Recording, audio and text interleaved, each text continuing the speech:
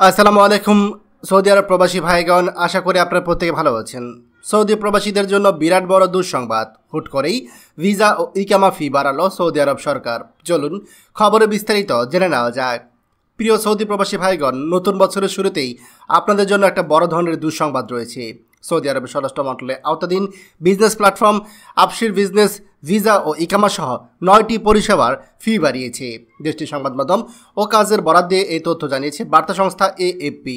নবায়নকৃত ফি অনুযায়ী সৌদিতে পূর্ণপ্রবেশ ভিসা ও বহির্গমনের মেয়াদ বাড়ানোর জন্য 103.5 রিয়াল ফি নির্ধারণ করা হয়েছে।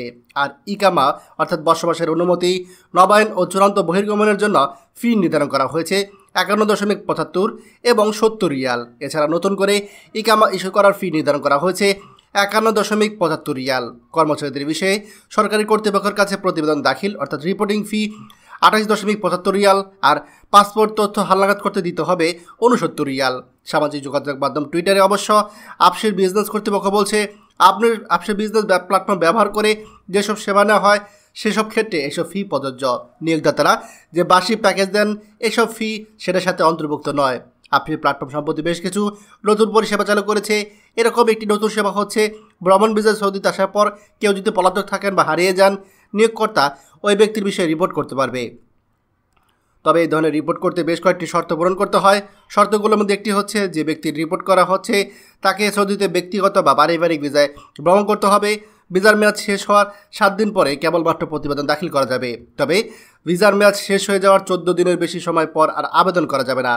প্রিয় সৌদি প্রবাসী ভাইগণ, আপনারা প্রত্যেকে জানেন যে সৌদি আরবে আমাদের প্রবাসীরা কিন্তু দেখা যায় বেশিরভাগই এখন হচ্ছে এই অনলাইন অ্যাপসই ব্যবহার করা শুরু করেছে। যে কোনো কারণেই তারা কিন্তু অনলাইনে এই অ্যাপসের মাধ্যমে সার্ভিসগুলো নিয়ে থাকে। কিন্তু এখন নতুন করে এই সার্ভিস ফি বাড়ানোর কারণে আমাদের প্রবাসীদের পকেটের টাকা একটু বেশি খরচ হবে। প্রায় 15% মতো খরচ বৃদ্ধি পেয়েছে। কিছু কিছু ক্ষেত্রে এই খরচ 25% পর্যন্ত বৃদ্ধি পেয়েছে। খবরটি আমাদের সৌদি আরবের সকল প্রবাসীদের সাথে এখনই শেয়ার করে সবাইকে এই গুরুত্বপূর্ণ খবরটি জানার সুযোগ করে দিন। আর আপনি যদি আমাদের এই চ্যানেল নতুন হয়ে থাকেন, অবশ্যই আমাদের চ্যানেলটিকে সাবস্ক্রাইব করুন সৌদি আরবের সকল গুরুত্বপূর্ণ খবর সবার আগে পাওয়ার জন্য। ধন্যবাদ সবাইকে।